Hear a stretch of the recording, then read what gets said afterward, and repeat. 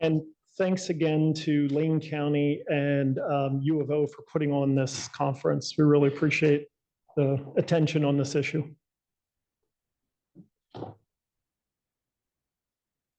All right.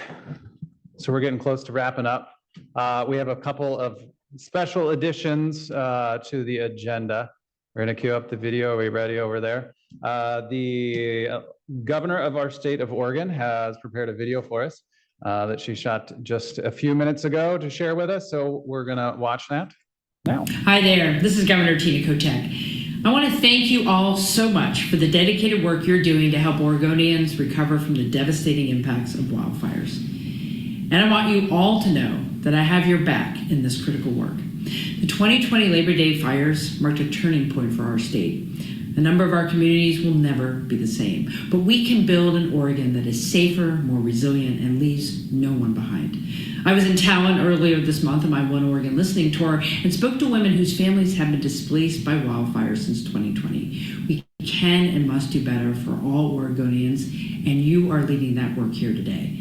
My administration has been laser focused on our state's housing crisis. We need more housing. This includes permanent housing for Oregonians who lost their homes because of wildfires. I won't be satisfied until everyone has a home to call their own, and I know you won't either. So I want to truly thank you for spending your time working to make our community stronger and safer, and please know that I'm working right alongside you. Thank you.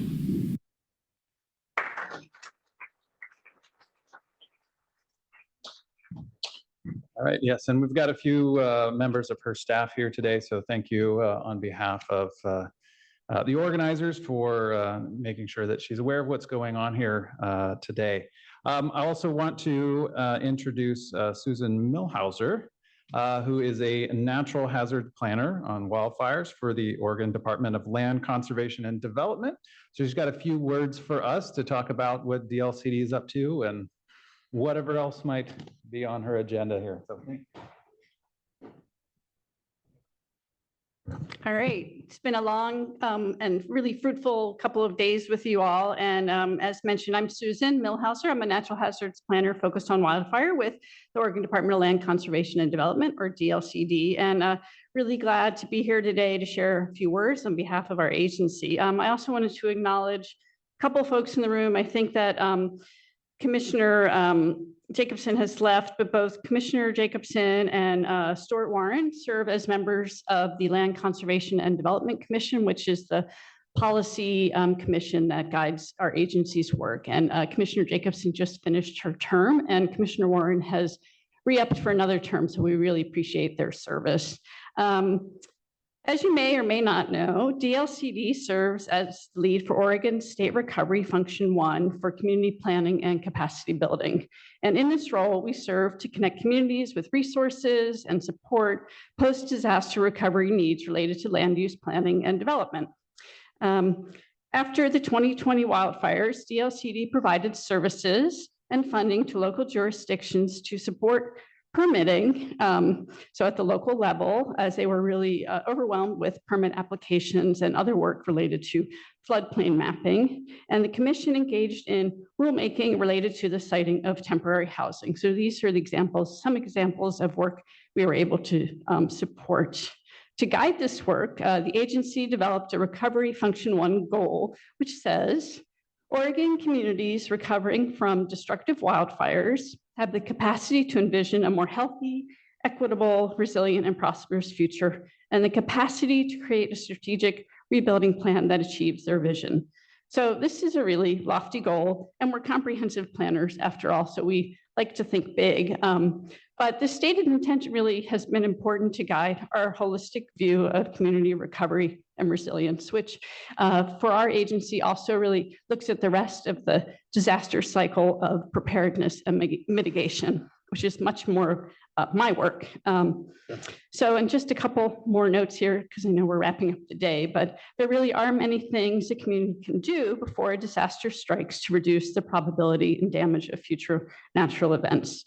And while it may take some time after a disaster to consider future planning post-disaster is a good time to think about reducing risk and increasing community resilience. And I'm really excited to look at the Jackson County plan. I've been following your community engagement process, and I think it'll be a really great model that other communities can follow. So recovery planning, whether before or after a disaster, can sometimes, but not always, be a time to rethink community design. Residents and local elected leaders may decide they want to build back essentially what was lost. Other times, the rebuild could look different. And this can take planning effort, time, and money, which is where DLCD can help with direct technical assistance, grant funding, or consulting contracting. And I know there's been some struggles in Blue River around this idea. I've talked with Melanie and other folks about that, and as have other members of our staff. So there's some issues there for sure. But for all communities, natural hazards mitigation planning and community wildfire protection planning provide opportunities to bolster community resilience, strengthen the built natural and social environments that support recovery more quickly and completely. And I'll just note that in partnership with the Oregon Department of Emergency Management, using federal hazard mitigation assistance planning grant funds, DLCD supports natural hazard mitigation planning in communities and with tribes around the state, as do our colleagues at the Oregon Partner for Disaster Resilience here at the U of O. So the more we can all work together to integrate relevant mitigation priorities into land use and transportation policies and codes, better off our communities will be in the long run. So as we've learned from the 2020 wildfires and certainly heard here during the summit, and you all know better than I, recovery takes a long time and looks different in each community. In the future, at DLCD, we really hope to develop additional resources to support community-led long-term recovery planning that can be accomplished when people have the capacity to focus on longer-term visioning and strategies for implementation. So again, thank you to Lane County and the University of Oregon for hosting this summit. I've been listening and taking lots of notes and really have appreciated the opportunity to engage, and glad that DLCD was able to be a sponsor, and thank you all.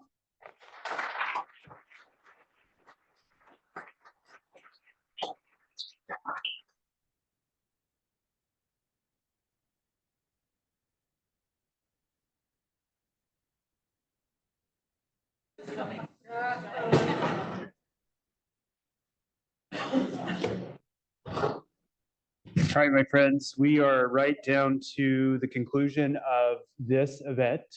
This isn't the end, however, it's the beginning of the next phase of this recovery cycle that we've talked a little bit about. I am grateful to Commissioner Jacobson for her kind of mental picture of the guy in the hole with the shovel. It's the wrong shovel, yes, but this is symbolically all of us. Folks standing around the side of the hole, indicating our desire to get in and shovel as well.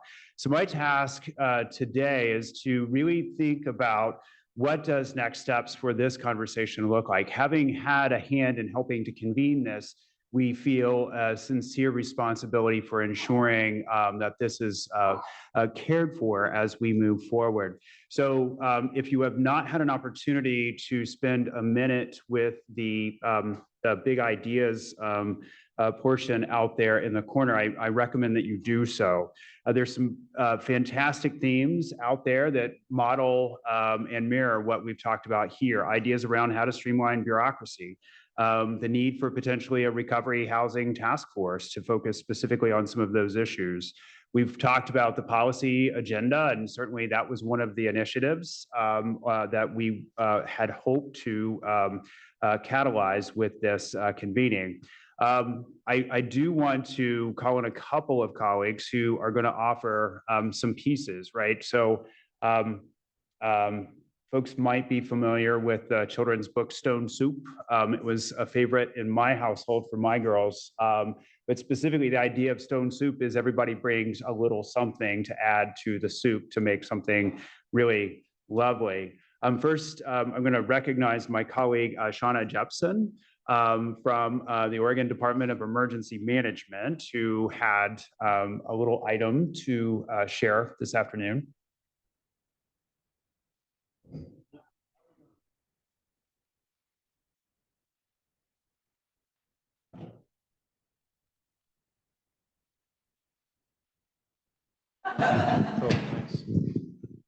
Thank you.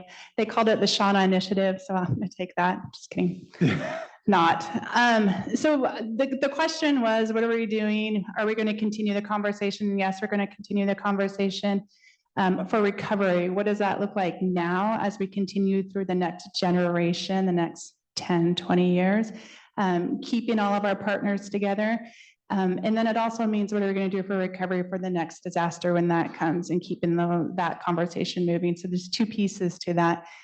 And I'll just give you history. Oregon Department of Emergency Management, I've been with the agency for 3 years, and I started on the week of the wildfires with absolutely no emergency management experiment, none. Didn't even know what it meant. So it's been 3 years of drinking through the fire hose, just like with everyone else. But what I think I've learned that's the most impactful here is that we need to break down the silos and learn to work together and really bring in that collaborative community approach. And maybe that's the teacher in me when I used to get frustrated that people would push curriculum down on you, but they never taught, and they didn't know what that really meant for the educators. It's the same thing here. We need to continue to foster those relationships that we have. I couldn't imagine making a decision about a long-term recovery group without involving the long-term recovery group or the individuals that somehow managed to find their way to me at the state, literally walk in crying and tell me about what was going on in their lives. To me, I'm not publicized anywhere. How did they find me? That's some pretty desperate people to have to find me. So we want to continue that. We, Oregon Department of Emergency Management, will be working on training. What we did when COVID hit is we just shut down. We can't shut down because that might be something that we experience again on top of wildfires and everything else. So we have to figure out the ways to just keep moving. So bringing on, leaning forward with training, exercises that have to keep coming along. And that means training and exercises for recovery. So I'm really happy that Director McMahon was like, she's very powerful. And I'm really looking forward to bringing this into the communities at all levels. We are reworking the disaster recovery plan because, again, good in theory, put into practice, we had some gaps, we had some big gaps. It's not intentional, but now we know what some of those gaps are, and we don't have an excuse for the next disaster if we haven't addressed those. What else am I missing? COADs, developing those throughout the state. We can see where those were instrumental in the recovery with those regions that had COADs. It led to a more efficient long-term recovery group. So I want to get those up and going too. And before I take up the rest of this afternoon talking, I'm here to hear what you have to say. How can we make it better? What can I do to help you? I'm a coordinating agency. I don't have funding. I literally do not have funding, but I can connect the dots and help people find what they need so that we can recover and get those partnerships moving along. So I'm happy to convene anything. Matt, I've already committed that to you, and anyone else who needs some assistance, I'm happy to do what you need me to do to put us in a better spot in the future. Is that it? Okay. Thanks, Shauna. Thank you, Shauna. The Shauna Initiative. Next, I want to recognize my colleague, Grace Stouffer from Kelly Nonprofit Consulting.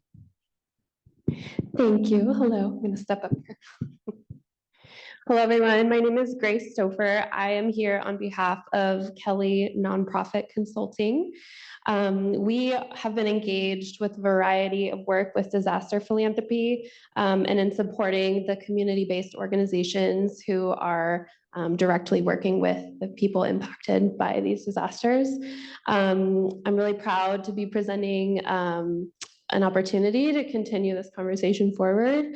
In collaboration with our partners, we are working with McKinsey Valley, LTRG, Unite Oregon, Raíces de Bienestar, and Lomakatsi Restoration Project on putting together an event this coming May. So I'm asking you to save the date. It is May 15th, here up on the slide, May 15th, 16th, and 17th.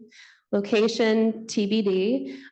We are in the planning process, but the purpose is to elevate the work of CBOs and those organizations who partner with and support them.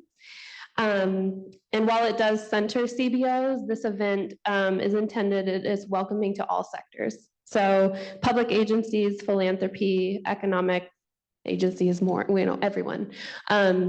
So we have this website up now. So I encourage you to please come visit us online at kellynonprofitconsulting.com/save-the-date.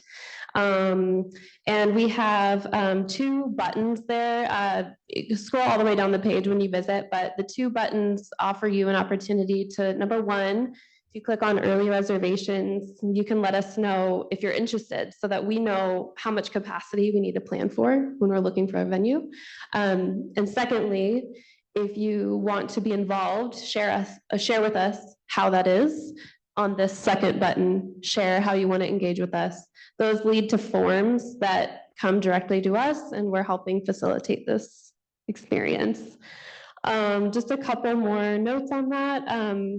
The materials and collateral at this event will be provided in Spanish. Additionally, we have a team member who is part of our planning team who is bilingual with Spanish. And for those of you who have already participated in some of these buttons, I know there's some in the room who have, thank you very much. And for the rest of you, please respond to us as soon as you can. And then lastly, I just want to share there are a few things that we have already planned, ranging from a special healing care for caregivers activity for those who have been working with survivors and facing secondary trauma. That will be held by our friends at the Hearth, as well as special wildfire funder network representatives joining with the Oregon Disaster Funders Network that will discuss disaster philanthropy, to access to technical assistance and subject matter experts so that following the event, everyone can be paired with providers that implement what they learned and make it actionable, and much more. So we'll be exploring insights gained from 2020 wildfires, as well as looking ahead on promising models of resilience that are already here. So thank you. Okay, thanks, Grace.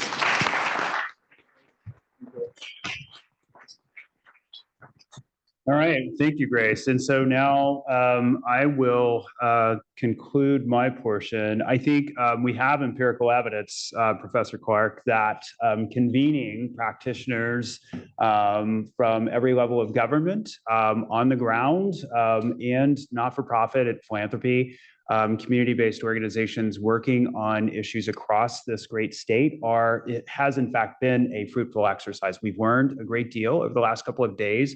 I think we have begun a statewide conversation.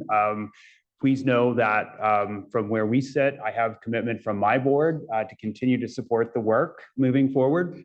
So the County of Lane will be fully engaged as we move forward, not only with Recovery Upriver from here, but working with each and every one of you to make Oregon really a shining star on the national stage as we demonstrate how the Oregon way works on good days and bad. Dr. Clark.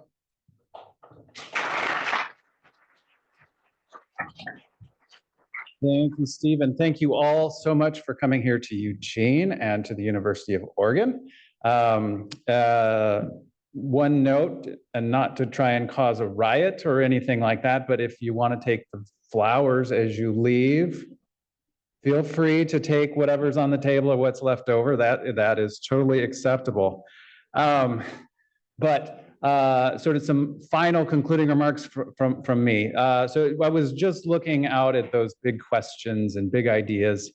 And the one that struck me most was, when are we going to stop responding disaster by disaster, right? When are we going to not have to have a conference like this to talk about a set of disasters that happened 3 years ago, and then, try and move forward, try and take the lessons that we learn and actually ingrain them in practice, right?